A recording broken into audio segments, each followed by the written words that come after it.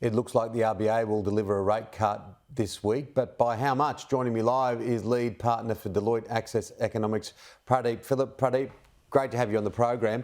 What are your expectations regarding interest rates this week? Well, Tim, as you know, for the Australian economy to sustainably turn the corner and for us to reverse this decline in productivity, we must have business investment.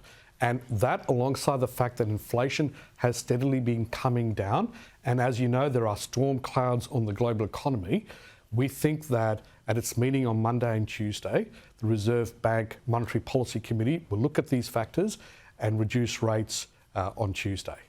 I read an article during the week saying that the RBA should not be spooked by the whole idea of wages and jobs, because we need not just one rate cut, we need several.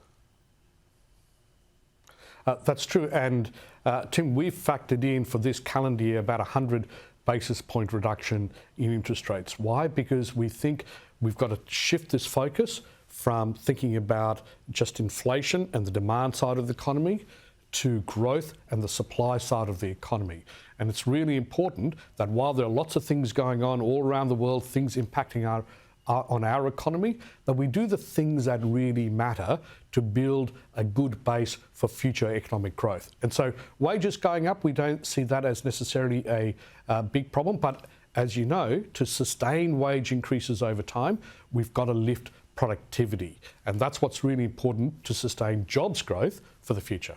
The bottom line is, Pradeep, that so many Australians, coming off the back of COVID, which now a lot of people have forgotten all about, are just marking time financially. Lots of families are going backwards, just sustaining the costs when they bring in their school fees and mortgage repayments. They're losing money.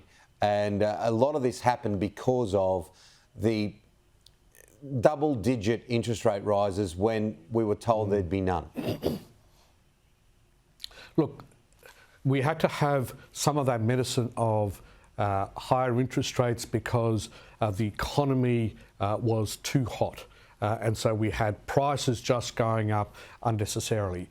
But underlying all of that was actually, if you want to sustain lower prices over the long term, we've got to address the supply side of the economy. We've got to invest in plant and equipment and skills and technology so that we can lift the productive capacity of the economy and lift the run rate of the economy. That would allow us then to produce goods and services, employ more people, but do it in a way that doesn't increase inflation. So we had to take a bit of medicine around high interest rates in our economy. But the reality is, if we want to sustain this better cost of living for people, we've got to address the supply side of the economy through business investment. Labor had a huge win.